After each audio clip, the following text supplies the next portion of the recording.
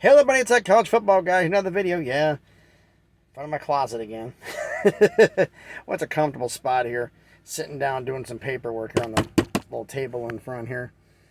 Gotta work when you can do it right now. And what are we talking about here? Well, we're talking about the last in the, the division we're in right now, but Boston College is up in the ACC, and oh boy, did they have a bad year last year. They went 3-9. They didn't have a good year. And the non-con schedule, we'll get into this here. First off, we'll get into the non-cons. We'll do a little bit of a comparison here. For those of you who don't know what we're doing, we'll do the schedule previews. I'll preview the non-cons from this year and last year. We'll decide, is it a tougher game?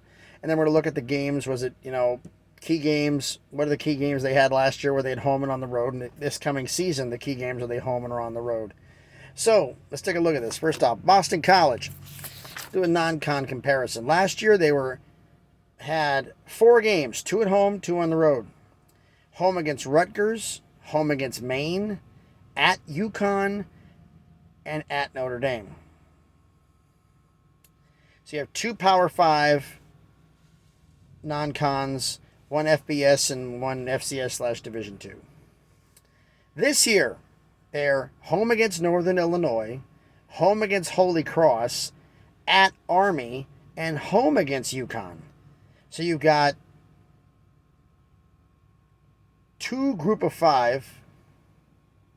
No, Northern Illinois, Army, 3 group of 5s, and 1 Division II, FCS.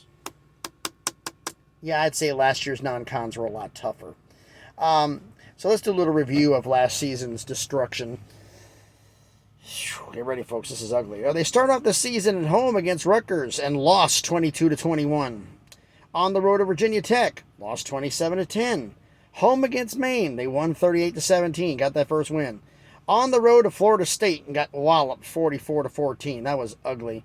Home against Louisville, big win, won 34-33. That is a huge win for them. They go on. They're staying at home again, and they play Clemson. Yeah, what a surprise. They lost 31-3. Then they go into the bye week, and they face Sam Hartman and Wake Forest. They lose 43-15. On the road still at UConn, lost 13-3. Home against Duke, they lost 38-31 to Duke. At NC State, they actually got a win 21-20. At Notre Dame, but they had to win against NC State 21-20 on the road, but it was short-lived because next week at Notre Dame they got blasted 44-0, and finished the season on the road, home versus Syracuse, and lost 32-23. So let's see their key games here: Florida State, Louisville, Clemson, Wake, NC State, Notre Dame. 6 games really. They went 2-4. The 2 wins, 1 at home, 1 on the road. So, a lot of the key games here, like we'll talk about here: Florida State on the road, Louisville at home, Clemson at home, Wake on the road, NC State on the road, Notre Dame on the road. So 4 of the 6 were on the road. This year's schedule, are you ready for it, folks? Home against Northern Illinois, home against Holy Cross, home against Florida State. Now, Florida State waxed you last year going 44-14. This is not a prediction video, but I'm going to find it kind of hard to say that Florida State isn't going to be able to do something to you guys.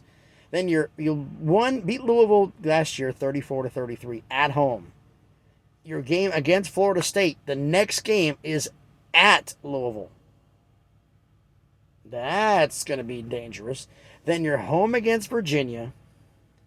You're on the road to Army. That's not an easy place to play. With Boston College not being a super elite football program, that could be a sneaky L, folks. Army in that triple option is no joke. Then they have a bye week. Then they're on the road to Georgia Tech. They're home against UConn. They lost on the road last year. This will be a revenge game for them. They're at Syracuse. You lost at home to them last year. Now you got to go on the road. You're at home against Virginia Tech. You lost on the road to them. That's a revenge game. So, and then you finish off with 2 new opponents. at Pitt, and then home against Miami. Okay, let's look at the clear games here. Florida State, Louisville. Based on the schedule here, I'm going to say Pitt, Miami, Virginia Tech, maybe Syracuse because of the revenge factor. Those 6 games because they're revenge games from last year. Florida State's at home, Louisville on the road, Syracuse on the road, Virginia Tech at home, Pitt on the road, Miami at home. Split 3-3. Their biggest games, though, if you want to be realistic about it, is Florida State, Louisville, and Miami. And 2 of those 3 are at home. So they have the potential to do something, but with those opponents, that's going to be tough. At Syracuse and at Pitt, those are not going to be easy for Boston College. At Louisville, if you lost at home, and you better bring it. Because that's going to be... You won at home, I should say. You beat Louisville at home this past season. Correct myself. You beat Louisville at home. At Louisville? I don't think so. This is not a prediction video. This is just looking at this, and they're about the same boat, but is their schedule easier this year than last year? Yeah, their schedule this year, and these damn notifications, schedule is easier this year than last year. And I'm kind of interested when I do a little review here of just how good the talent is at Boston College, because that's going to be interesting. Because I did the Wake Forest prediction last year, and I did mention in the comments, yeah, Wake travels to Notre Dame. Sam's only got, I think, 1 year of eligibility left, so if he only has 1 year, he doesn't go back to Wake. Wake's got to travel to Notre Dame to see him again. He doesn't go back to Wake to revisit that hostile environment, so that's going to be interesting. But, yeah, they got an easier schedule, but I don't know about the talent. We'll know more in depth about that after spring practices and everything else is going on when I do the full previews of each university and do a schedule prediction for each school. And then once all those are done, we'll do all those. We'll get all the schedule previews done. We're going to be interrupted in the middle of that by the NFL draft, which will be in the middle of April. We're going to get most of those done. Because those of you who don't know, I'm going to do schedule previews for everybody in the ACC, Big 10, Big 12, Pac-12, SEC, the American, the Mountain West, and the Sun Belt. We'll do preview videos for all of them, because those are the schools I did prediction videos about last year. And then I'll do a preview and prediction for each one of them. And then we're going to do videos at the end of it, which is how do they stack up in the conference, based on the schedule previews, who would be in the conference championship games. And then after the last one, of course, after the last one will be the SEC video. I'll also include that. Will be the, right before the season starts, will be my pick for the college football playoff. 4 teams a little bit easier. When the 12 goes on, this is going to be tough when it gets to be 12 teams. But, man, it's going to be interesting for college football, but prediction-wise, you got to predict 12 spots. It makes it a little bit hard. I think 4 is harder.